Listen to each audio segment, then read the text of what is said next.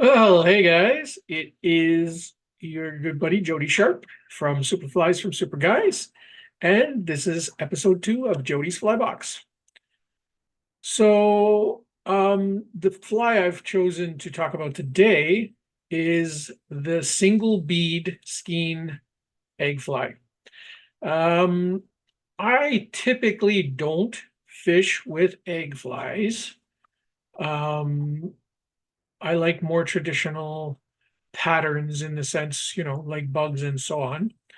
However, there's those times where trout will tend to not feed on anything but eggs. They don't want to touch anything that isn't an egg. So because, like the rest of you, I don't like to sit around on shore walking up and down the creeks and rivers just not catching fish. If they are really, really picky, I will throw on an egg fly, at least as one of my point flies, maybe on the bottom, you know, something like that. I may still have other flies on.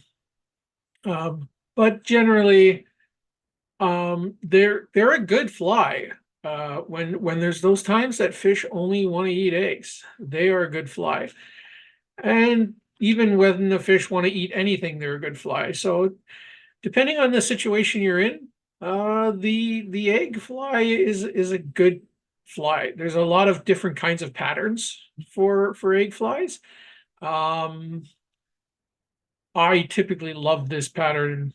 This is my go-to if I'm going to use a fish egg pattern. This would be the one I go to. Relatively simple fly. Yeah. So coming up in some of my upcoming fly tying Zoom meetings, I will be showing you guys how to tie those. Really simple, 3 materials: bead, wool, and 2 different colors of wool. So not complicated, fun to tie, quick to tie. You can tie up a dozen of them in like I don't know, 5-10 minutes. They got to be one of the quickest flies. You slide a bead on, you tie on the wool. That's it. You just simple, simple, simple, simple. And in my opinion, again, as much as they're probably the last fly that I fish, I always have some because if you're not catching any, it's always worth to put one on and do a few drifts and see, because if they're hitting only eggs, that's might be the ticket for that day.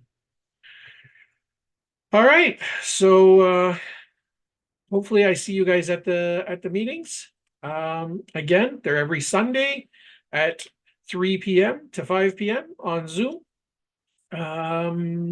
So if you're seeing this on YouTube, go to the Ontario Fly Tying and Fly Fishing